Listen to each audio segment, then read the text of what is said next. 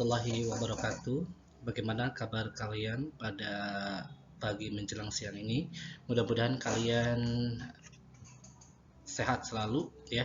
Baik, pada pertemuan kali ini Bapak akan menjelaskan mengenai tentang mata pelajaran bahasa Indonesia di materi bab kedua mengenai tentang teks eksplanasi dengan tema peristiwa alam dan sosial di sekitar. Pada pertemuan kali ini, kalian akan belajar mengenai tentang pengertian dan ciri-ciri eksplanasi, mengidentifikasi informasi dalam teks eksplanasi, konstruksi informasi dari teks eksplanasi, menganalisis struktur dan kaidah kebahasaan teks eksplanasi, serta terakhir yaitu kalian dapat memproduksi teks eksplanasi. Nah, baik, kita ke pengertian dan ciri-ciri teks eksplanasi.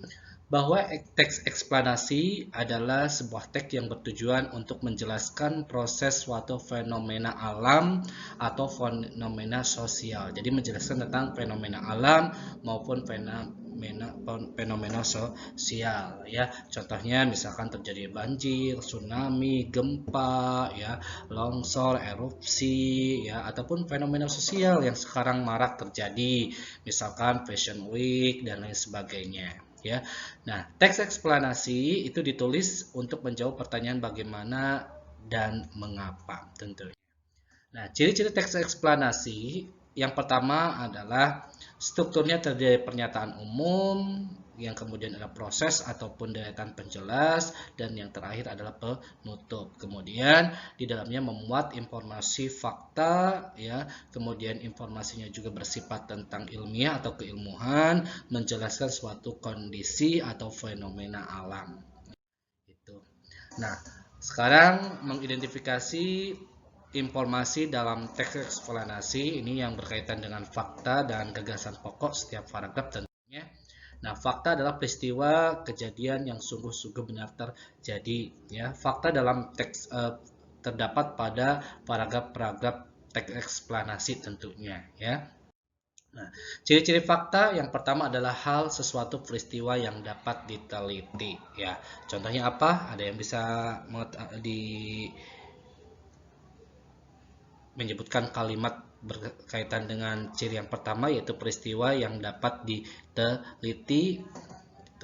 Misalkan tsunami Aceh terdiri karena letusan ataupun gempa bumi di bawah laut. Nah, itu juga bisa dapat dijadikan oleh fakta karena dapat diteliti kebenarannya. Kemudian sesuatu yang dibuktikan kebenaran secara ilmiah, misalkan jeruk mengandung vitamin C. Itu benar sekali karena apa, dapat dibuktikan kebenarannya melalui penelitian ataupun riset ilmiah ya. Kemudian yang ketiga, ada sesuatu peristiwa yang dilihat oleh alat indera ya. Bisa dibayangkan ya, bisa dilihat ya. Contohnya SMK Negeri 1 Lemah Abang berlokasi di Jalan Kiai Wahid Hasim nomor 76. Kecamatan Lemah Abang. Ya, ada letaknya, lokasinya ya. Dan objektif itu objektif bendanya itu ada ya. Bisa kalian lihat bahwa contohnya misalkan Gua Sunyaragi berada di kota Cirebon, itu juga ada letaknya. Dan biasanya ada keterangan tempat, waktu, dan kejadian. Nah, kemudian paragraf eksplanasi dikembangkan berdasarkan gagasan utama atau gagasan pokok. Ada yang masih ingat gagasan pokok itu apa?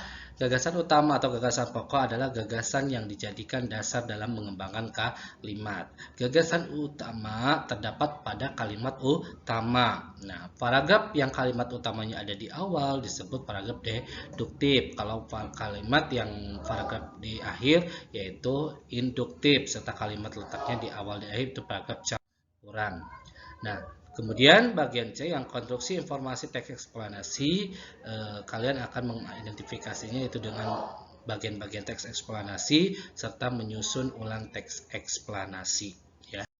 Nah, teks eksplanasi tentunya diawali dengan pendahuluan yang berisi tentang pernyataan umum yang menjelaskan tentang apa yang akan diceritakan ya, biasanya itu apakah gunung meletus ataupun tsunami Itu diceritakan dulu terlebih dahulu definisi dari tsunami. Nah, kemudian pernyataan umum dijelaskan dengan deretan kalimat penjelas, dan beberapa penjelas itu terkadang disimpulkan pada bagian penutup. Nah, ini abstraksi merupakan penyajian singkat mengenai isi teks secara jelas dan akurat, ya. Beberapa aspek yang perlu diperhatikan pada saat mengabstraksi teks eksplanasi. Yang pertama adalah kalian harus membaca teks secara cermat dan teliti tentunya. Kemudian mencatat gagasan-gagasan yang penting yang tersirat dalam teks, kemudian menyusun dan mengembangkan intisari dalam beberapa gagasan yang penting dengan bahasa kalian sendiri. Nah, sekarang beralih kepada materi struktur dan kaidah kebahasaan. Nah, kaidah kebahasaan teks eksplanasi dan strukturnya sebagai berikut. Kita mulai pada struktur teks eksplanasi. Ada 3, yang pertama adalah pernyataan umum, yang kedua adalah proses penjelasan atau penjelasan proses, dan yang ketiga adalah penutup. Kemudian kaidah kebahasaannya ada istilah, keterangan waktu, dan konjungsi. Istilah adalah merupakan kata yang lebih spesifik mengandung makna tertentu pada bidang tertentu, ya. Misalkan dalam bidang bahasa Indonesia ada yang namanya metonimia, ada gagasan pokok, ada prefiks, sufiks, infiks, konfiks, ya, ada peyorasi, ada ameliorasi. Itu semuanya terdapat dalam Kamus Besar Bahasa Indonesia, pengertiannya cuma pada bidang tertentu. Jadi secara langsung masyarakat memang kurang memahami apabila tidak mempelajarinya. Kemudian keterangan waktu, ya, biasa ada waktunya pada bulan atau pada saat, ketika, itu adalah salah satu bentuk keterangan waktu. Dan konjungsi terbagi menjadi ada konjungsi antar kalimat dan konjungsi intra kalimat tentunya, yang kalian sudah memahaminya pada pertemuan-pertemuan sebelumnya. Nah, kemudian ini cara memproduksi teks eksplanasi, ya. Ada beberapa yang harus kalian perhatikan. Yang pertama adalah kalian harus mengambil pola pengembangan teks eksplanasi, apakah pola pengembangan sebab akibat ataupun proses, ya, silakan pilih. Kemudian kalian mencoba untuk langkah-langkahnya sesuai dengan strukturnya. Ada pernyataan umum, yaitu menjelaskan tentang apa yang dijelaskan sesuai dengan judulnya tentunya. Misalkan ketika kalian akan proses terjadinya tsunami, maka kalian akan menjelaskan tentang pengertian atau definisi tsunami, ya, itu pada pernyataan umum. Kemudian dilanjutkan pada proses atau proses kejadian, yaitu mulai dari penyebab kejadiannya tsunami, akibat sampai dengan akibat yang ditimbulkan, dan terakhir adalah penutup. Setelahnya kalian akan menyunting dari segi bahasa, kata, dan tentunya penggunaan tanda baca. Nah, ada 2 pola pengembangan, ada pola pengembangan sebab akibat dan ada pengembangan proses. Kalau pola pengembangan sebab akibat, jadi teks eksplanasinya itu berdasarkan sebab akibat, ya. Misalkan contohnya proses terjadinya tsunami, ya, itu di pengertian dulu pada pernyataan umum, kemudian di sebab akibat kalian menjelaskan tentang sebab terjadinya tsunami sampai prosesnya, dan terakhir sampai dengan akibat yang ditimbulkannya.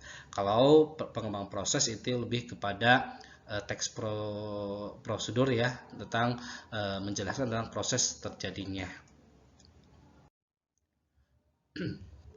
Nah, selanjutnya yang harus kalian perhatikan juga ketika menyusun teks eksplanasi, yang pertama adalah kalian harus menentukan topik atau tema, ya, banjir kah, tsunami kah, ya, atau tentang fenomena masyarakat kah, ya, TikTok dan sebagainya, ya, kecanduan dan sebagainya.